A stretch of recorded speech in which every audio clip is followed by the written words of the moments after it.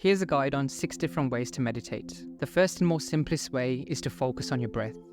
Just bring your awareness to the inhale and the exhale. Inhale through the nose and exhale through the mouth.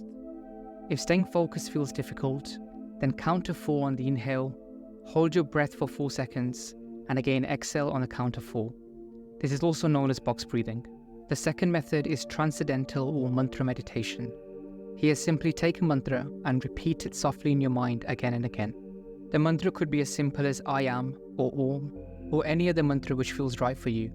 To make this even easier, you can listen to the mantra at the same time to keep you even more focused. The third type is body scan meditation. Imagine a ball of light traveling through each part of your body. Start with your feet and slowly make your way to the top of your head, covering each and every section of your body. Preferably do this lying down for complete relaxation. The fourth method is visualization. Close your eyes and visualize positive images in your mind. Imagine your goals already manifested and feel the gratitude this brings. To make this easier, do this whilst listening to nature sounds or uplifting music. The more emotion you attach, the more powerful this practice becomes.